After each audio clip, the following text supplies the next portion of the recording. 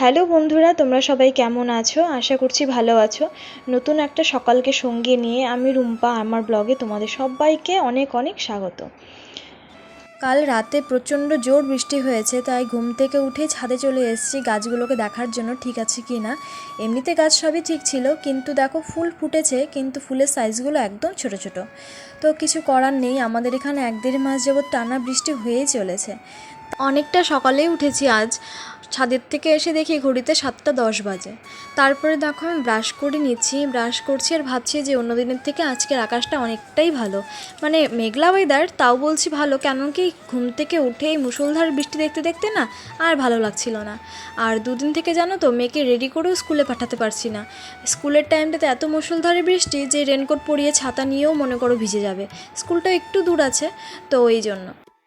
আর আমি মেয়েকে স্কুলে রেগুলার রাখারই চেষ্টা করি, কেন কি ছোটো মানুষ তো 2 দিনের থেকে 3 দিন গ্যাপ হয়ে গেলেই না তখন আবার স্কুলে যাওয়ার যে একটা এনার্জি সেটা ওদের নষ্ট হয়ে যায়।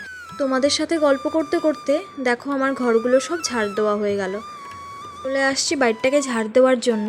আর এই জায়গাগুলো তো রোজই ঝাড় পড়ে, তো ওই জন্য আর খুব একটা নোংরা নেই।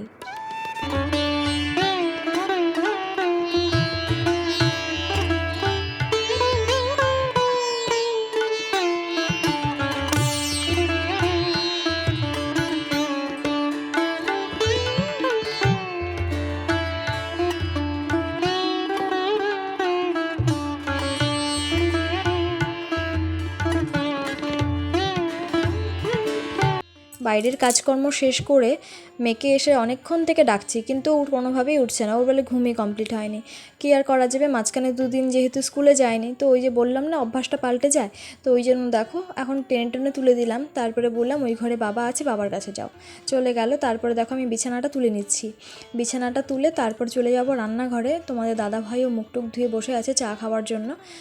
আর এখন যদি বিছানাটা না তুলে রান্নাঘরে চলে যাই, আর এখন আর বিছানাটা তুলতে আসতেই পারবো না।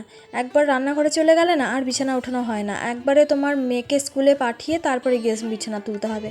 তাই ভাবলাম যে না, বিছানায় যখন আছি তাহলে বিছানাটা তুলে একবারে রান্নাঘরে যাই। বিছানাটাও তোলা হয়ে গেল, আর বিছানাটা তোলা হয়ে গেলে দেখতেও ভালো লাগে। তো ওই কারণে একবারে বিছানাটা ঝেড়ে পরিষ্কার করে তারপরে গিয়ে আমি রান্নাঘরে যাব।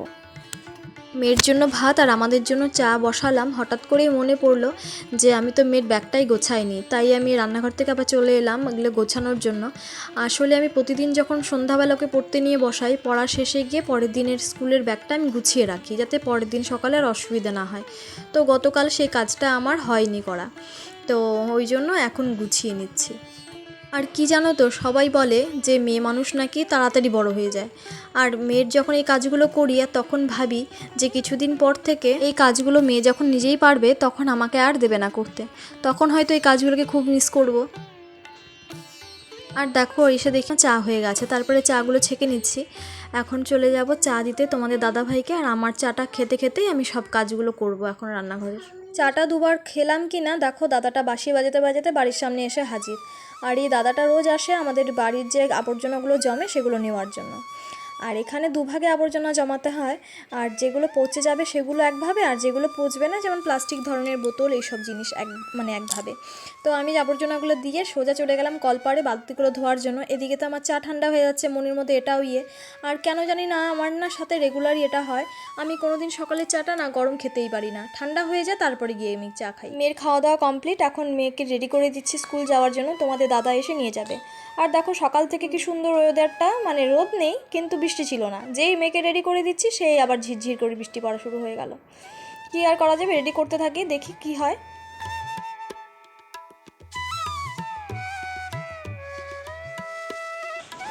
মেয়েকে স্কুলে পাঠিয়ে দিলাম, ওর বাবা এসে নিয়ে গেল। আর এখন আমি চলে যাব রান্নাঘরে, কারণ মেয়েকে স্কুলে না পাঠিয়ে তো অন্য কোনো কাজ হয়ই না। এখন গিয়ে আস্তে ধীরে সব কাজগুলো করব। চলো তোমরা ব্লগটা দেখতে থাকো, আশা করছি ভীষণ ভীষণ ভালো। দেখো আমার এখানে ভাতটা মোটামুটি হয়ে গেছে, আর ডালটা এসে বসালাম। আর এখানে দেখো ফ্রিজের মধ্যে মাছ রেখে দিয়েছিল তোমাদের দাদাভাই নিয়ে এসে। মাছগুলো খেতে ভীষণ টেস্ট, একটু কাটতেই সমস্যা, যেহেতু ছোট বড় সব রকম মেশানো থাকে। তাতে কি ভালো কিছু খাওয়ার জন্য না হয় একটু কষ্ট করলামই।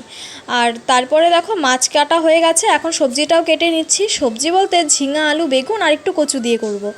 আর এই মাছগুলোতে না খুব বেশি সবজি দিলে খেতে ভালো লাগে না, তাই অল্প একটু সবজি দেব, তো সেগুলোই কেটে নিচ্ছি। দেখো আমার সবজি কেটে ধোয়াও কমপ্লিট হয়ে গেছে, মশলাটাও করে নিয়েছি।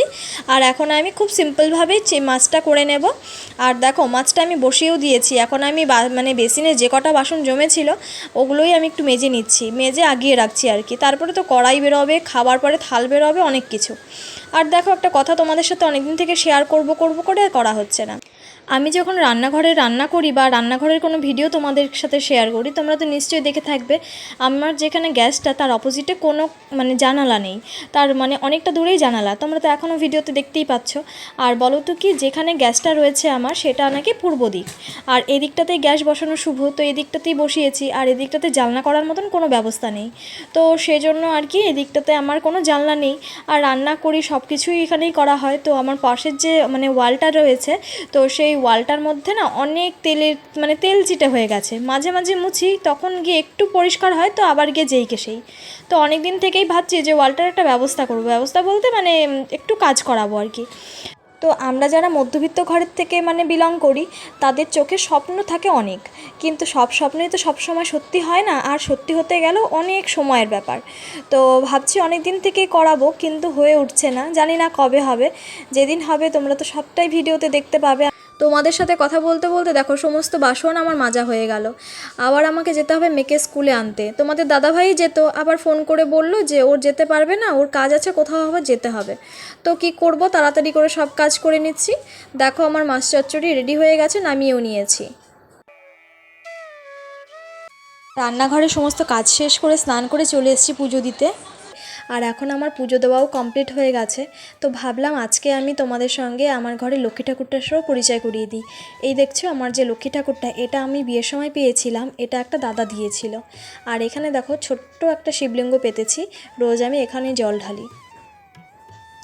তারপরে দেখো আমি রেডি হয়ে নিচ্ছিলাম, অনেকটা দেরি হয়ে গেছিলো সমস্ত কাজকর্ম করতে করতে। আর এদিকে আমি তাড়াতাড়ি করে রেডি হচ্ছিলাম, আর বাইরে ঝিরঝির করে বৃষ্টি পড়ছিল। তো ভাবছিলাম যে জোরে বৃষ্টি পড়ার আগে চলে যাই, তো তাড়াতাড়ি করে রেডি হয়ে নিচ্ছি। ভেবেছিলাম একটু আগেই বেরোবো, প্রিন্সিপাল ম্যামের সঙ্গে একটু কথা আছে সেই জন্য।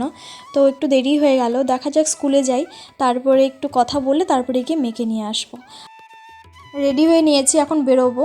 আর বাইরে তো বললাম যে বৃষ্টি হচ্ছে, এই জন্য দেখো ছাতা নিয়ে নিয়েছি।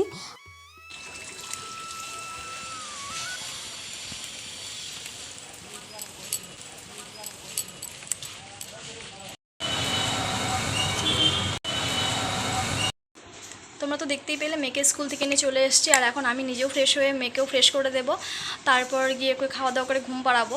আর আজকের মতন ব্লগটাকে এখানেই শেষ করি। তোমরা ভালো থেকো, সুস্থ থেকো। আর আমার চ্যানেলে যারা নতুন রয়েছে তারা প্লিজ আমার চ্যানেলটিকে সাবস্ক্রাইব করে আমার পাশে থেকো। আর যারা পুরনো বন্ধু তাদেরকে তো অসংখ্য অসংখ্য ধন্যবাদ। আর আজকের মতন এখানেই শেষ করছি। টাটা টাটা করো।